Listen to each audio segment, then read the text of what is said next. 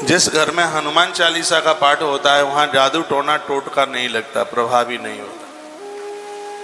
यह हनुमान चालीसा को मिला हुआ वरदान है, बहुत अद्भुत है हनुमान चालीसा। अब आइए मेरे साथ बोलिए, श्री गुरु चरण सरोज रज निज मनो मुकुर सुधारि। ऐसा बताते हैं गोस्वामी तुलसीदास जी महाराज, कुछ भी लिखने को बैठते थे, कुछ भी पढ़ने को बैठते थे, तो उनको ये दोहा सिद्ध था, वो इसको बोलते ही थे। उन्होंने रामायण लिखी है, अयोध्या कांड आरंभ कर रहे थे तब भी उन्होंने इसको लिखा, श्री गुरु चरण सरोज रज निज मनो मुकुर सुधारि। वरनहु रघुवर विमल जस जो दायक फल चारि। शिरा दे। बुद्धिहीन तनु जानिके सुमिरहु पवन कुमार। बल बुद्धि विद्या देहु मोहि हरहु क्लेश विकार। अज्ञान समाप्त हो जाएगा इसको बोलने से। कभी इसका दोहे का संपुट लगा के हनुमान चालीसा का पाठ कीजिए, गुरुजनों की कृपा बरसेगी, भगवान की कृपा बरसेगी। इतना अद्भुत दुआ है। अपने गुरुदेव को प्रणाम करते हैं हनुमान तुलसी बाबा। श्री गुरु चरण सरोज रज। हे गुरुदेव, हमें आपके चरणों की रज चाहिए। गुरुजी ने कहा क्या करोगे? बाबा तुलसी ने कहा हृदय को मलूंगा, इससे हृदय साफ करूंगा आपके चरण रज के द्वारा। ये मेरा हृदय दर्पण की तरह। और गुरुजी, दर्पण पर पानी के छींटे पड़ जाए तो धुंधला हो जाता है, उसमें कुछ दिखाई नहीं देता। तो संसार की बूंदें, भोगों की बूंदें हृदय रूपी दर्पण को धुंधला कर देती हैं। तो आपकी कृपा रूपी जो चरण की रज है, ऐसे मलूंगा जिसमें चेहरा साफ दिखाई देगा। निज मन मुकुर सुधारि। बाबा तुलसी कहते हैं जिसका हृदय साफ नहीं होगा तब तक वो ईश्वर की चर्चा ही नहीं कर सकता। वरनहु रघुवर विमल जस। मैं रघुनाथ के विमल यशों का वर्णन करना चाहता हूं। और ऐसा यश है जो लोगों को जो दायक फल चार, उन्हें चारों पुरुषार्थ मिल जाते हैं। धर्म अर्थ काम मोक्ष, चारों चीजें मिल जाती हैं। पहले दोहे में गुरु जी को प्रणाम, फिर हनुमान जी को प्रणाम करने लगे। हनुमान जी को तो बहुत मानते हैं ना वो। और हनुमान जी तो ऐसे रहते हैं जैसे कोई दोस्त रहता है साथ में, कोई मित्र रहता है। आज ही वेद में आप सुन रहे थे, एक यज्ञ साधक ने कहा था मैं आहुति डाल रहा हूं, इसलिए आप मुझे अपना मित्र बना लें, आप मेरे मित्र बन जाएं। भगवान को अपना मित्र बना लीजिए। आज ही सुने आप यजुर्वेद में, बुद्धिहीन तनु जानिके सुमिरहु पवन कुमार। वरनहु रघुवर विमल जस जो दायक फल चारि। गोस्वामी जी की चतुरता देखिए पवन कुमार का। पवन माने हवा वायु, और जिस समय वायु चलती है, हवा तूफान चलता है तो किसी के रोकने से नहीं रुकता। हनुमान जी में भी इतनी ताकत है कि हनुमान चल पड़े तो किसी को ताकत नहीं है कोई रोक के बता दे। पवन कुमार, पवन कुमार कह करके संबोधन किया है। और याद रखिएगा, बुद्धिमान बन करके भगवान नहीं, भगवान तो सहज सरल बनेंगे तब उनकी कृपा होती है। चतुरों के ऊपर नहीं होती है कृपा, जो उनके सामने बिल्कुल एकदम खाली रिक्त हैं, जिन्होंने होशियारी दिखाई ना। कभी कभी तो लोग भगवान को भी ठगना चाहते हैं। उनके लिए तो बिल्कुल रिक्त होकर के बैठिएगा तब उनकी कृपा बरसेगी। बुद्धिहीन तनु जानिके सुमिरहूं पवन कुमार। जीवन में 3 चीजें जरूर भगवान से मांगना, इन 3 की जरूरत है। ये 3 हैं आपके पास तो आपके पास बहुत कुछ है। एक, ईश्वर से बल मांगिए, शक्ति मांगिए, इतनी शक्ति हमें देना। हे प्रभु हमें आप शक्ति देना, शक्ति दीजिए। भगवान से बल मांगिए, भगवान से बुद्धि मांगिए और भगवान से विवेक मांगिए। विद्या यानी विवेक, जिसमें सत और असत की जानकारी हो सके। बल बुद्धि विद्या देहु मोहि। आगे बल बुद्धि विद्या देहु मोहि।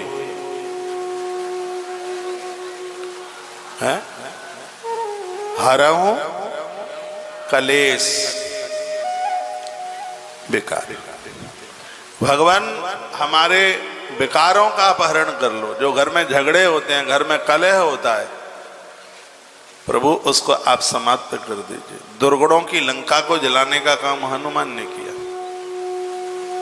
हनुमान को तो वो ताकत है। सत्य तो यही है कि राम जी को सेतु की जरूरत पड़ी, लेकिन हनुमान तो छलांग लगा गए। हनुमान बजरंगी, उन हनुमान जी की बात कर रहा हूं जिनका प्रभाव चारों युगों में। सतयुग में हनुमान नैमिषारण्य में दिखे प्रहलाद जी के संग। त्रेता में हनुमान प्रभु राम जी के संग दिखे।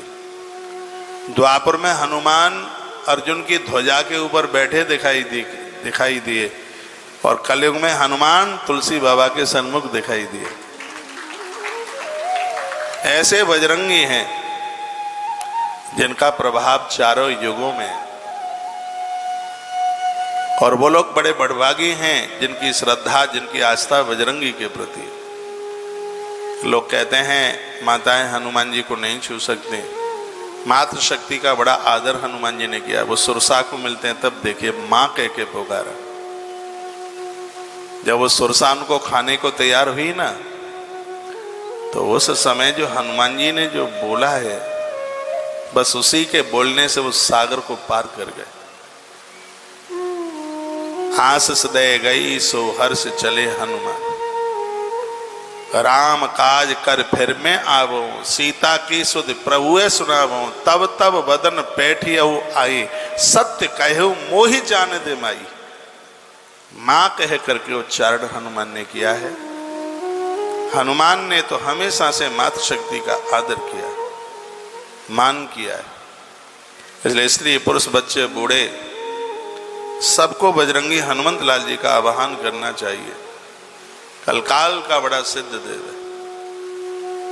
कभी इनका भोग चना गुड़ का आप लगाइए, कभी गुलगुले होते हैं मीठे पुआ, उसका भोग लगाइए।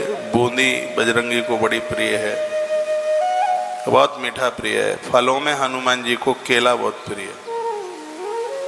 जैसे गणेश जी को कपित्थ बहुत प्रिय है, फलों में हनुमान जी को कदली बहुत प्रिय है, बहुत ज्यादा केला।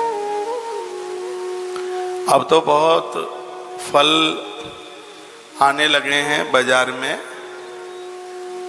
लेकिन जो ऋतु फल जो उस ऋतु में जो फल चल रहा हो, ऐसा एक केला है जो 12 मासी 12 महीना मिलता है और फल नहीं मिलते। और फलों को कोल्ड स्टोर में रखना पड़ता है, लेकिन ये 12 महीना में। मुझे बड़ा भाता है, मुझे बड़ा प्रिय लगता है केला, हनुमान जी को भारी प्रिय। मंगलवार शनिवार को केला बानरों को, बंदरों को, चना हनुमान जी को भारी प्रिय है। हनुमान व्यापक तत्व है, शरीर नहीं है, व्यापक है। बहुत लोग सुबह ही सुबह हनुमान जी का नाम नहीं लेते। वो कहते हैं प्रात नाम जो ले हमारा, ते ही दिन ताय न मिले आहारा। जो सुबह ही सुबह हनुमान जी का नाम ले लेंगे उन्हें दिन भर रोटियां नहीं मिलेंगी। और मैं कहूँगा जो सुबह ही सुबह हनुमान जी का नाम ले लेंगे उन्हें चकाचक गुलाब जामुन खाने को मिलेगी, खीर मिलेगी, पेटेमा। हनुमान जी के नाम का बड़ा प्रभाव है।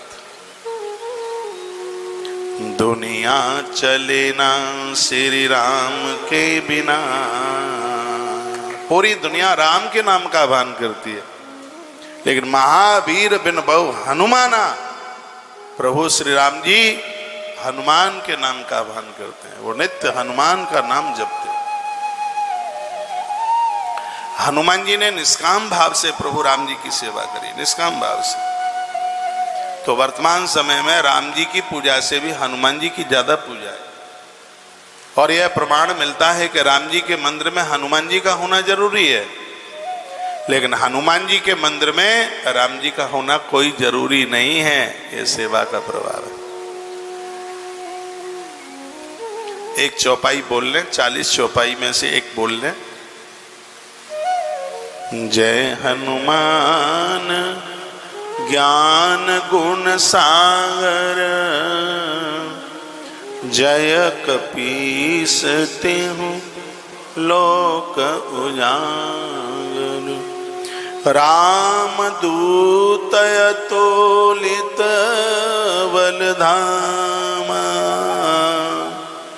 अंजनी पुत्र पवन सुत नाम। अतुलित बल धामम हेम शैलावदेहम, धनुजवन कृशानम ज्ञानी नामाग्रगण्यम। सकल गुण निधानम वानराणामधीशम, रघुपति प्रिय भक्तम वात जातम नमामि। सुंदरकांड आप आरंभ करते हैं तो वहां का यह श्लोक है, अतुलित बल धाम। आप सुंदरकांड का पाठ करते हैं, कभी चमेली के तेल का जोत जला करके, चमेली के तेल की जोत जला के पाठ कीजिए।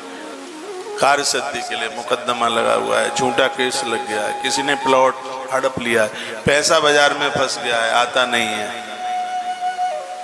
जिनकी जन्म पत्री में बोल दिया कि दुश्मन बहुत ज्यादा है, दुश्मन परास्त हो जाते हैं हनुमान जी को चमेली की तेल की जोत जलाने से। तो यह करें, बहुत कुछ बढ़िया हो जाएगा। गोस्वामी जी ने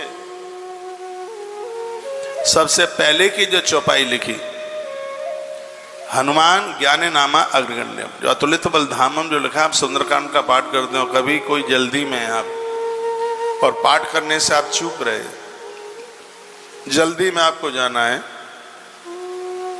5 बार इस श्लोक को बोल दो, अतुलित बल धामम हेम शैलावदेहम, आपका नियम पूरा हो जाएगा, आपका पाठ खंडित नहीं माना जाएगा। लेकिन ऐसा नहीं है आप सुंदरकांड पाठ करते हैं तो रोज ही ये श्लोक बोलते।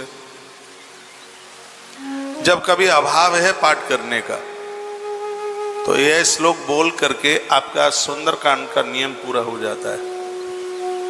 इतना ज्यादा प्रभावशाली है यह श्लोक हनुमान जी को प्रसन्न करने के लिए। एक राम रक्षा स्तोत्र का भी है, मनोजबम मारुततुल्य वेगम जितेंद्रियम बुद्धिमतां वरिष्ठम। इस श्लोक को बोलने से राम जी बहुत प्रसन्न होते हैं। राम रक्षा स्तोत्र में है ये, मनोजबम मारुततुल्य वेगम जितेंद्रियम बुद्धिमतां वरिष्ठम वातात्मजम वानर यूथ मुख्यम श्री राम दूतम शरणम प्रपद्ये। ऐसे राम जी के परम सेवक, उनके अनुयायी, उनके परम दूत, उनके चरणों में हम आप वंदन करते हैं, प्रणाम करते हैं। तो गोस्वामी जी लिखते हैं, जय हनुमान, मैं उस हनुमान को प्रणाम करता हूं जो ज्ञान के समुद्र है।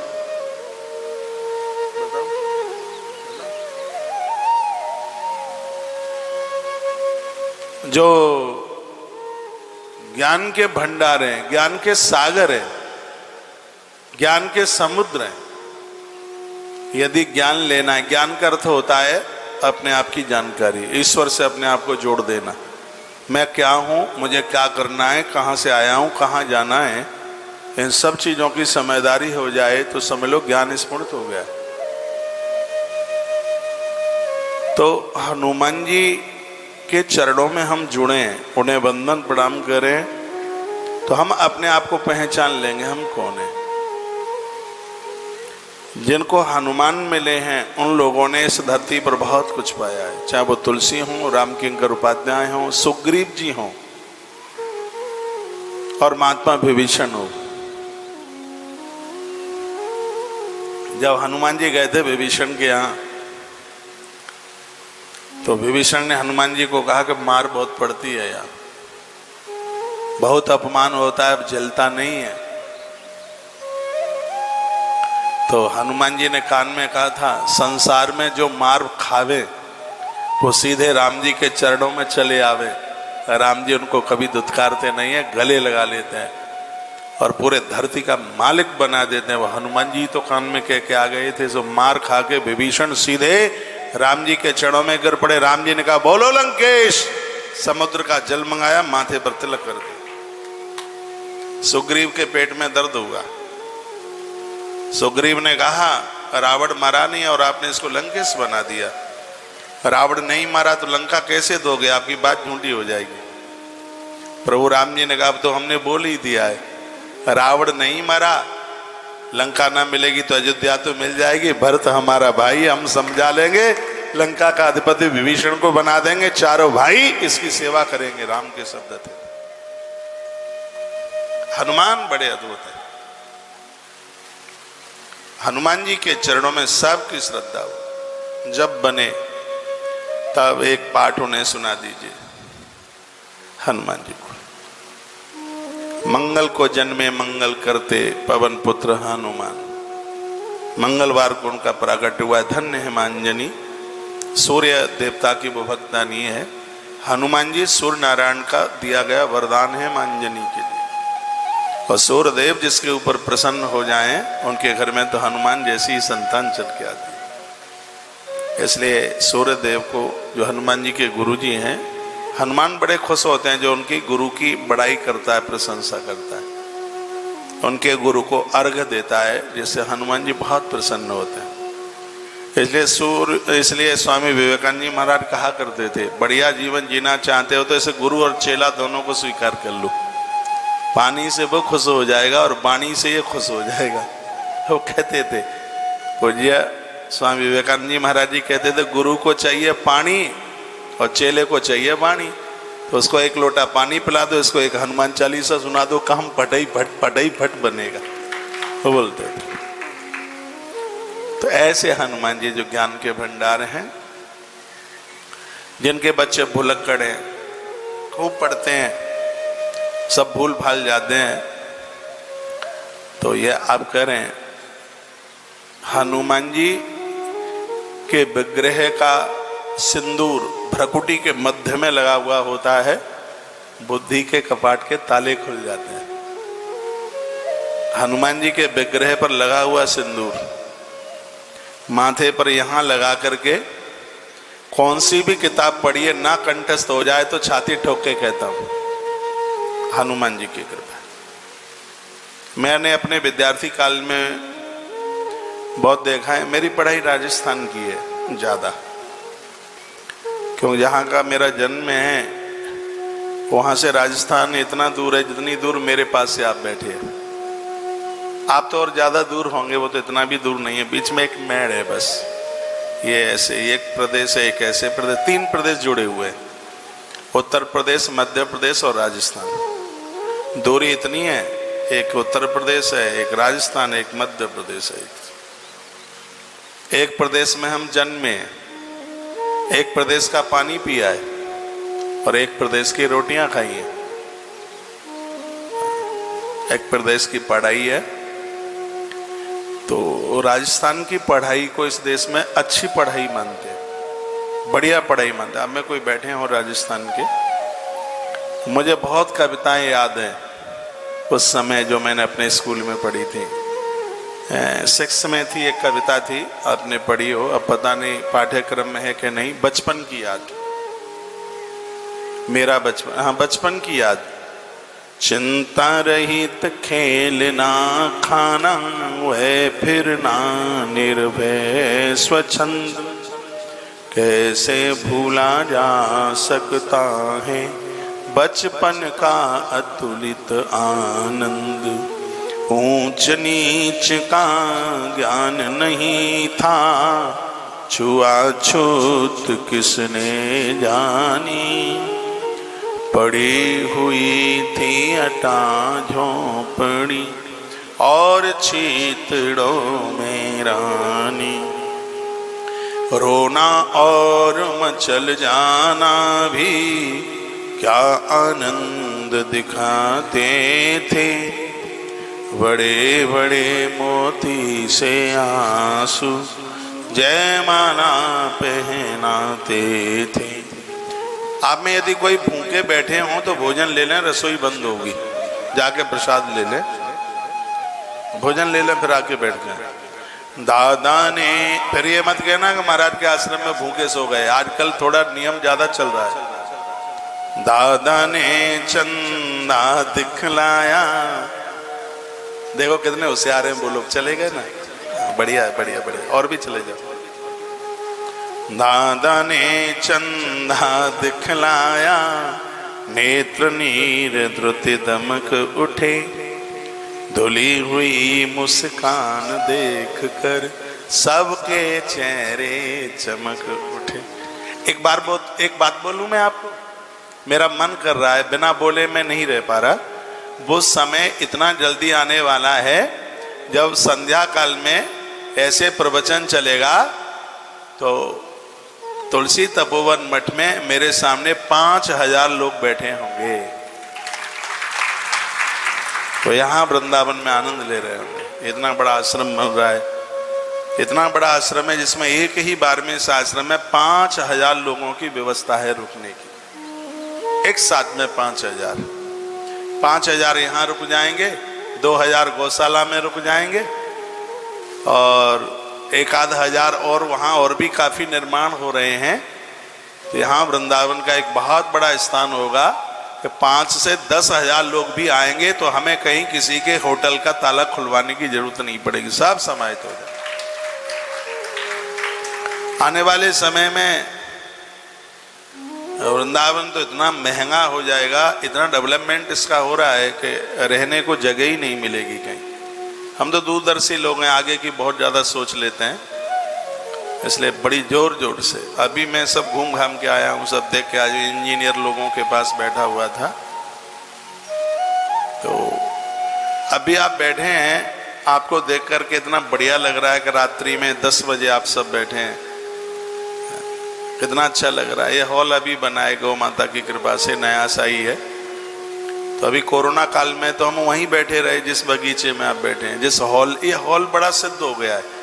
जैसा हॉल में कभी आप ये ना कहना कि हमें हॉल में डाल दिया है, हॉल तो ये देवालय है।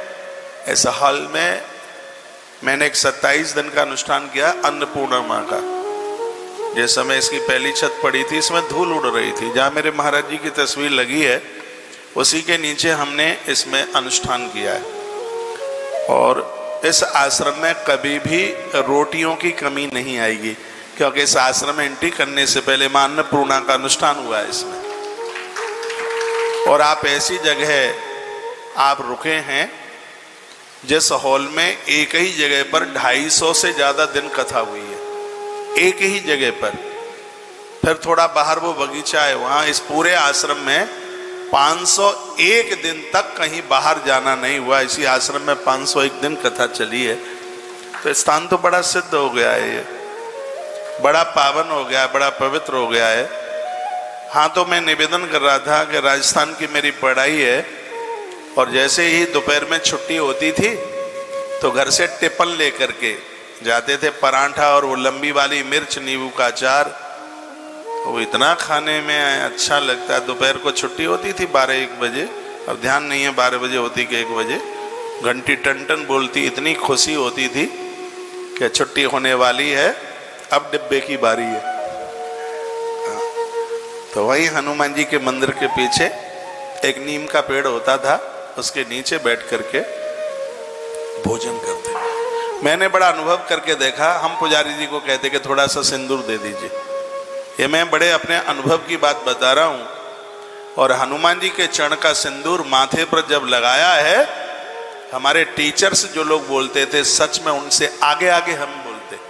हम कहते गुरु जी ऐसे है, गुरु जी ऐसे है, गुरु जी ऐसा नहीं था कि उनमें योग्यता नहीं थी, वो बड़े योग्य है, उन्होंने हम लोगों को पढ़ाया है, उनकी बड़ी कृपा हमारे ऊपर बरसी है। आज भले ही वो शरीर से हमारे साथ नहीं है, लेकिन उनकी यादें हमारे पास में, हमारे साथ में। बड़ाई नहीं कर रहा हूँ, जब कोई फ्लाइंग आती थी, कोई चेकिंग अफसर आता था, तो हमको चुनिंदा लोगों को आगे, बच्चों को आगे बैठा दिया जाता था और कहा जाता था जब कोई पूछे तब तुम हाथ उठा देना। हमने कहा हमसे ना आए तो वो कहते थे बच्चे की वाले हनुमान जी तुम्हारे संगे सब आएगा। इतना आनंद होता था सुन के, बच्चे की वाले हनुमान जी। तो हनुमान जी का जो सिंदूर माथे से लगाकर फिर पाठन किया जाए, फिर पढ़ाई की जाए, सिगरी किताबें भेजे में आकर के बैठ जाए, क्योंकि वो तो विद्या के सागर हैं, वो ज्ञान के सागर हैं। बोलिए मेरे साथ, जय हनुमान ज्ञान गुण सागर, जय कपीस तिहुँ लोक उजागर। आज बस इतना सा ही। जय सिया राम, जय राधे श्याम। फिर सुबह मिलते हैं, ठीक है। कल एकादशी है। एकादशी महात्म्य में लिखा है, जिनकी बरुथनी एकादशी मथुरा क्षेत्र में पड़ेगी, उनके काया में कष्ट नहीं रहेगा, उनको शरीर में कष्ट नहीं रहेगा। मैंने एक वीडियो डाली है, उसमें सुन लेना। तो आप बड़े बड़भागे हैं, भाग्यशाली हैं कि आपकी बरुथनी एकादशी मथुरा क्षेत्र में। एक राजा को भालू खा गया था। देव पुरुष ने कहा कि मथुरा चले जाओ, बैसाख कृष्ण पक्ष की बरुथनी एकादशी कर लेना, जो खाया हुआ पांव है वो फिर निकल के आ जाएगा। बरुथनी एकादशी जो कल आ रही है, यही राजा ने वह व्रत किया। जैसे डाली के कटे हुए पेड़ के ऊपर डाली निकल के आती है, राजा का पांव ऐसे ही निकल के आ गया। तो इसको वरदान मिला है कि जिनकी बरुथनी एकादशी क्षेत्र में पड़ेगी, उनको शारीरिक कष्ट नहीं रहेगा। तो आप बड़े बड़भाग्य हैं, भाग्यशाली आप यहाँ पहुँचे हैं। भले ही आप एकादशी नहीं करते हैं तो भी कल अन्न मत खाइए। अब अन्न तो खाओगे जब बनेगा तब। यहाँ तो फलियार ही बनता है, अन्न तो बनता ही नहीं है। तो कल तो सबको ही एकादशी करनी पड़ेगी, चाहे राजी से चाहे गैर राजी से। एक बार सबको दिखाओ कितने अच्छे लग रहे हैं मुस्कुराते। तो कल सब 11 करेंगे। पेठा खूब खाना। यहाँ एकादशी को बहुत पेठा बढ़ता है, 10 कुंटल पेठा बढ़ता है, 12 दानों में से पेठा। कल पेठा खाना भी और पेठे का दान भी करना। बैसाख का महीना है, बड़ी एकादशी है। वैसे हर एकादशी को 350 रुपया पेठे का लेते हैं, कल 500 लेंगे। हाँ, इसलिए रोज रोज तो आप आते नहीं हैं, कभी कभी तो हाथ लगते हैं। हाँ, तो अब 150 कहाँ वापस करते रहेंगे। तो और बार से थोड़ा ज़्यादा भी खरीदा गया है। आप हंस क्यों रहे हैं? जो मन में आया है वो बोल दिया है। आप सबके सहयोग के द्वारा अभी मेरे साथ कोई वहाँ घूम रहे थे, बोलते हैं इतना भूसा ये कितने साल के लिए? मैंने कहा साल की बात कर रहा हूँ, महीनों की बात करो। तो ये सब आप सबके सहयोग के द्वारा हो रहा है, बहुत अच्छा लग रहा है। गौशालाएं तो ब्रज क्षेत्र में बहुत हैं, लेकिन ये गौशाला नहीं है, ये गौ माता का घर है। बिल्कुल ये गोलोक है। बहुत आनंद की अनुभूति हो रही है। आप लोग गए थे? कुछ लोग गौशाला गए थे? गाड़ी ले गई थी यहाँ से? अच्छा, कल भीड़ भाड़ ज़्यादा रहेगी, गाड़ियाँ पास नहीं हो रही होंगी बैरियल पर, पुलिस बैरियल पर। यदि आपका कोई आवे तो हमारा आश्रम का कोई कार्यकर्ता बालक अंकित शर्मा, जो मेरी वाली गाड़ी चला, मेरी क्या है, मैं बैठ जाता हूँ। हमारे यहाँ तो गाड़ियों के मालिक सब ड्राइवर लोग ही है। तो बच्चा वहाँ पर होगा, जो भी गाड़ी वहाँ आएगी पुलिस वाले रोकेंगे तो वो गाड़ी सब निकाल देगा यहाँ। जो यहाँ तक जो आपका कोई आ रहा हो तो उन्हें बता देना। वैसे वो पुलिस वाले भाई लोग आश्रम का नाम लेके वो गाड़ी निकाल भी देते हैं, कोई आपका कोई ऐसा भी नहीं तो वो घूमना पड़ेगा। सब जगह यहाँ काम चल रहे हैं सड़कों पे, गाड़ी गुड़ियाँ अंदर बड़ी दिक्कत हो रही है, तो यहाँ पुलिस बैरियर से गाड़ी अंदर आ जाएगी। कल की कथा मन छोड़िएगा आप, एक तो वेद की कथा है और 11 है, एकादशी है, तो कल कथा सुन लें। भले ही आप व्रत नहीं करते हैं, कल एकादशी जरूर कीजिए। ये नहीं कि यहाँ फलार करें और बाजार में जाके ढोकला खा लें, क्यों बिहारी जी के आसपास ढोकला ज़्यादा मिलता है, तो कल व्रत कीजिएगा, भूख लगेगी ही नहीं। बांके बिहारी जी महाराज की बड़ी कृपा है। आपको दिक्कत हो रही होगी है, रहने में थोड़ी परेशानी तो है ही। मैं बहुत ज़्यादा इधर इसलिए नहीं आता, जब आप रास्ते में भी हैं मुझे बड़ी लाज लगती है। हमें लगता है कि हम इतनी व्यवस्था नहीं कर पाते हैं कि ठीक से मुकाम, ठीक से जगह दे सकें। क्या करें, इस समय आश्रम के ऊपर इतना भारी लोड पड़ा है। अभी एक बहुत बड़ी रजिस्ट्री है, अभी 2-4 दिन में ही है। आपने कैंसर हॉस्पिटल की ज़मीन नहीं देखी है, बहुत लंबी चौड़ी है और बड़ी महंगी है। वृंदावन के बीच में इस्कॉन मंदिर पर जाते हैं अटला चुंगी से परिक्रमा मार्ग में, तो बिल्कुल ऑन बे एकदम सड़क पर ही है, परिक्रमा मार्ग में ही। उसको देख करके तो किसी को भूख भी लगी होगी तो भूख भाग जाए, इतनी प्यारी इतनी सुंदर जगह। वो भी हनुमान जी की कृपा से गौ माता ने दे दी है, और वहाँ भी गौ माँ की कृपा से आने वाले समय में बड़ा अद्भुत काम हो जाएगा। बहुत बड़ा काम है कैंसर हॉस्पिटल, लेकिन यह प्रेरणा जिसने दी है उसने अपना कागज भी तैयार कर लिया है कि इसमें मुझे सहयोग किन किन से लेना है, वो पता है उसको, इसलिए हमें तो कोई टेंशन है नहीं।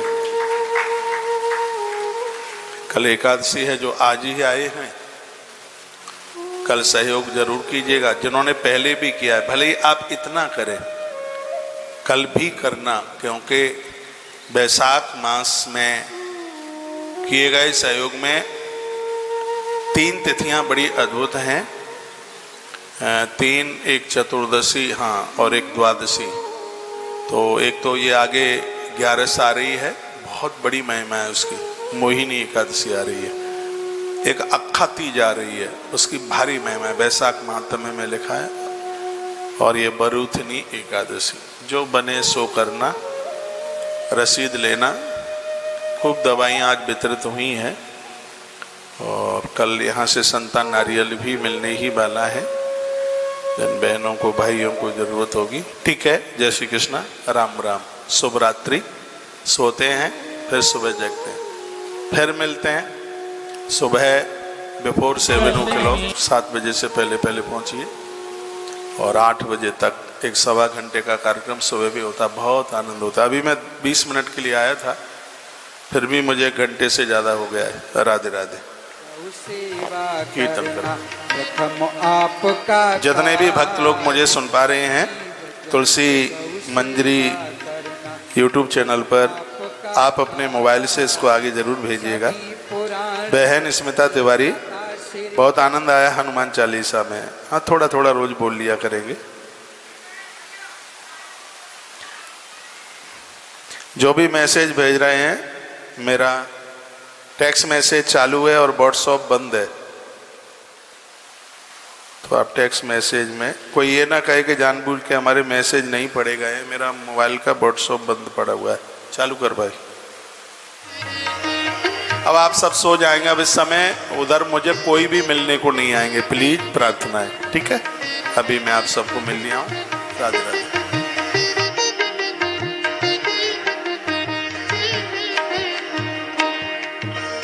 तुलसी वन में रह कर रही ज्ञान की बरसा, तुलसी वन में रह कर रही ज्ञान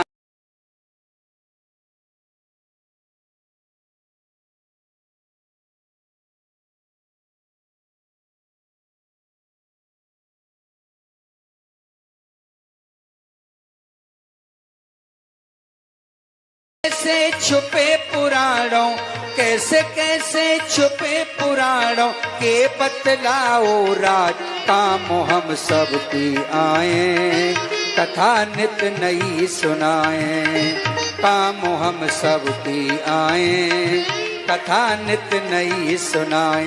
जीव जंतु गौ सेवा करना प्रथम आपका काज, जीव जंतु गौ सेवा करना प्रथम आपका काज। सभी पुराणों के ज्ञाता श्री कौशिक जी महाराज मनीष। बैठे हुए हम और आप सब, बैसाख मास चल रहा है जो कि बड़ा पावन है, इसलिए इसको माधव मास कहते हैं। इस मास में स्टडी की जाए, पढ़ाई की जाए, कुछ ग्रंथ पढ़ा जाए, वो सब कंठ हो जाता है, याद हो जाता है। अज्ञान का नाश होता है इस महीने में, जो भी कुछ हम करते हैं। माइक ठीक नहीं है, माइक सही करो।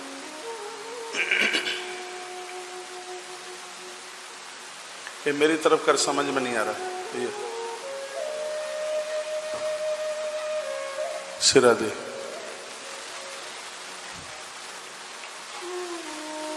सिरा दे।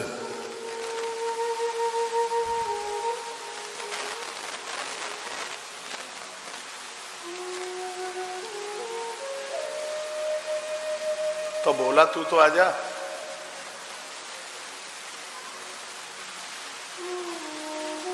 चेंज करके घुमा लो।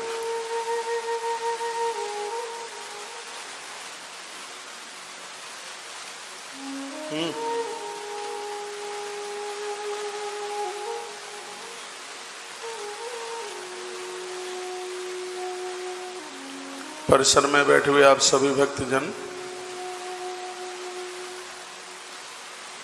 आप सबके हृदय में बैठे हुए भगवान को वंदन और प्रणाम। राम राम ले लीजिए।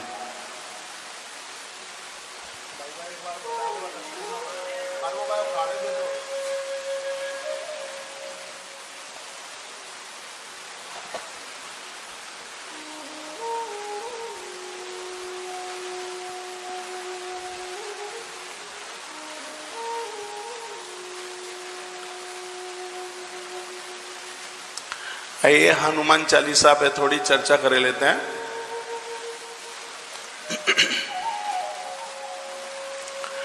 जीवन की ऐसी कोई भी मुसीबत नहीं है जो हनुमान चालीसा से निवृत्त न हो जाए। घोर से घोर कष्टों की निवृत्ति हनुमान चालीसा से होती है। एक ऐसा अद्भुत ग्रंथ है हनुमान चालीसा, जिसको शंकर जी का श्राप नहीं लगा और सब महादेव के श्राप से अभिषिक्त हैं। हनुमान चालीसा और रामायण दोनों बच गए, इसलिए दोनों बच गए कि दोनों के दोनों ग्रंथ महादेव की प्रेरणा से ही बन के तैयार हुए। कल काल में हनुमान चालीसा सिद्ध है। जो सतवार पाठ कर कोई, छूटहि बंद महासुख होई।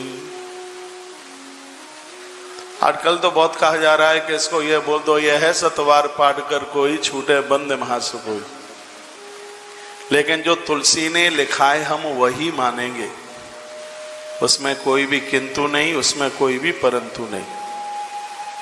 और उन्होंने इसमें जो सतवार, उन्होंने जो शब्द इसलिए लिखा है कि चाहे स्त्री हो और चाहे पुरुष, इसको जो भी कोई पढ़ेगा उसका कल्याण होगा।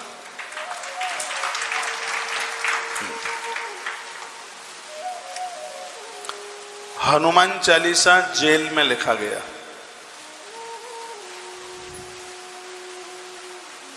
ऐसा बताते हैं कि गोस्वामी तुलसीदास जी यूपी में रह रहे थे उन दिनों में। उत्तर प्रदेश में एक जगह है सोरों, एटा डिस्ट्रिक्ट के पास पड़ती है।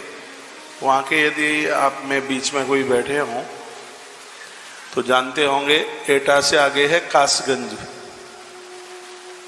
और कासगंज से कुछ ही किलोमीटर दूर है सोरों। सूकर क्षेत्र बोलते हैं, भगवान बराह प्रकट हुए वहां। और यह बड़ा पावन स्थान है। मैंने भी यहां से एक बार 178 किलोमीटर दूरी पर कावड़ चढ़ाई महादेव को 2006 में। 178 किलोमीटर पैदल चल के बटेश्वर नाथ भगवान ने उनके ऊपर कावड़ चढ़ाई। यहाँ से स्थान बड़ा पावन है। तो यहाँ बाबा तुलसी जी के गुरुदेव रहते थे, तुलसी बाबा के नरहरि दास। बाबा तुलसी उन दिनों में अपने गुरुदेव से राम कथा सुन रहे थे। गुरुमुख से जो भी कुछ सुना जाता है उसका विस्मरण नहीं होता, वो सब याद हो जाता है। जो गुरुदेव के मुख से जो सुना जाता है वो कंठ हो जाता है। वो बाबा तुलसी ने रामायण लिखी, उससे पहले की बात है। रामायण तो उन्होंने 80 साल की उम्र में लिखी थी। बाबा तुलसी की आयु 80 वर्ष थी जब उन्होंने रामायण लिखना शुरू किया। लगभग उनको फिर 3 वर्ष के लगभग उसको कंप्लीट करने में टाइम लगा। बाबा तुलसी 126 वर्ष तक इस धरती पर रहे, 125 साल से ऊपर। तो प्रातः का समय था, सुबह ही सुबह वो किसी गांव से निकले। उस गांव में किसी जवान भाई की मृत्यु हो गई थी। 150 लोग चिता के पास रो रहे थे। उस गांव से निकले बाबा तुलसी। सुन लीजिए, तो जिस नारी का पति मौत को प्राप्त हुआ वो डकरा रही थी, बिलख रही थी, और तुलसी निकल के जा रहे थे बाबा उस गांव से। वो लेट गई महात्मा के चरणों में। गोस्वामी तुलसीदास जी के मुख से ऐसे ही शब्द निकल पड़ा, बेटी अखंड सौभाग्यवती भव। पति मरा हुआ पड़ा था, उन्होंने अखंड सौभाग्यवती भव का आशीर्वाद दे दिया। लोगों ने कहा, महात्मा ये आपने क्या किया? इसकी तो मांग का सिंदूर उड़ गया है, इसका पति मृत्यु को प्राप्त हो गया है और आपने इसको एक लंबे सुहाग का आशीर्वाद दे दिया है। बाबा तुलसी ने कहा, मैंने वही बोला है जो मेरे राम ने मुझसे बुलवाया है। आप सब लोग मेरे पास आओ। बाबा तुलसी ने सभी 150 लोगों से भगवत नाम संकीर्तन कराया। 45 मिनट कीर्तन करने में लगी। 46वीं मिनट नहीं हुई थी, 45 मिनट में मरा हुआ मुर्दा खड़ा हो गया था। बाबा तुलसी के मुख से उस समय जयकारा निकला था, सियावर रामचंद्र की जय। ये कहीं किसी ग्रंथ में, कहीं किसी किताब में नहीं, मुर्दा खड़ा हुआ तुलसी के मुख से निकला था, सियावर रामचंद्र की जय। मृत व्यक्ति जिंदा हो गया। उस समय प्रचार के ऐसे कोई साधन नहीं थे। पूरी दुनिया में बाबा तुलसी का नाम हो गया था। नाम की तो बात ही थी, मृत व्यक्ति को जिंदा कर दिया महात्मा ने राम जी के ऊपर। इतना उन्हें भरोसा था। उस समय राज्य बादशाह अकबर का था। यह सूचना राजा को पता चल गया। देश में किसका नाम हो रहा है, कौन बदनाम हो रहा है, ये सब सत्ताधारियों को पता होता है। वो सब इसका मायना रखते हैं। देश में कहाँ क्या चल रहा है, कौन क्या कर रहा है, खुरापाती हो रही है कि सदाचार के साथ लोग जीवन जी रहे हैं, तो राजा इस बात का पता लगा के रखता है।